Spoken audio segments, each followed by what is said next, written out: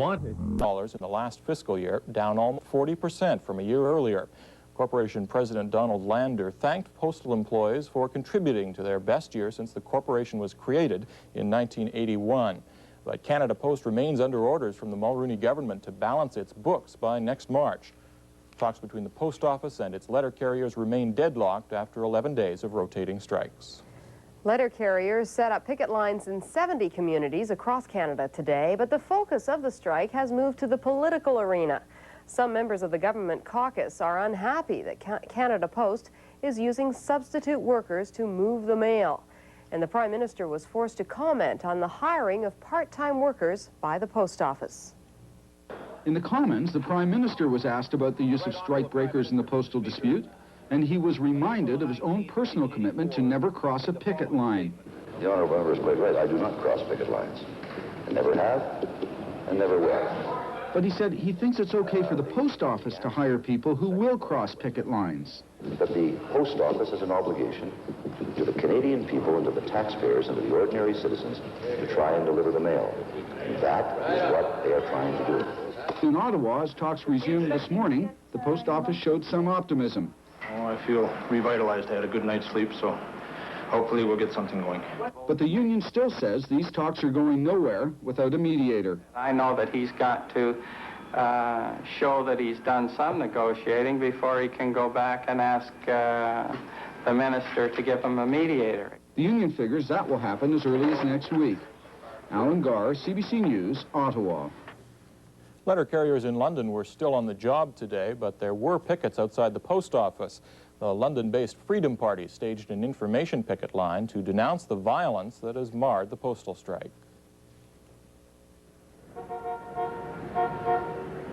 Freedom Party members paraded in front of the York Street Post Office with placards condemning picket line violence.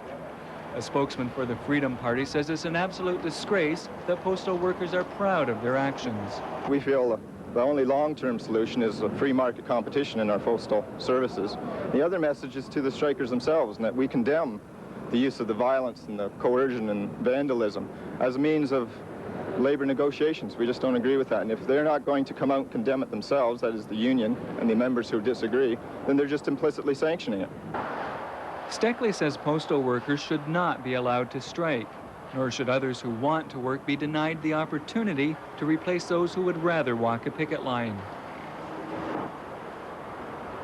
Mike Larian, TV London News. The contract dispute between the letter carriers and Canada Post is essentially a power game, according to Professor David Peach from the University of Western Ontario. I spoke with Professor Peach earlier this week about the strike. Cards to London homes. The cards outline the letter carriers' union position in the strike against Canada Post. On the other side is an appeal for support. Homeowners are being asked to display the card and turn away replacement workers if the letter carriers walk out.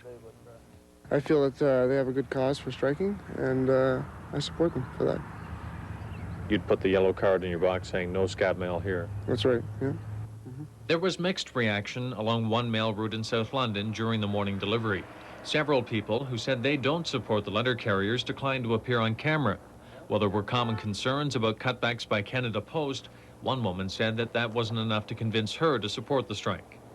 Public opinion seemed to be divided as the cards were received.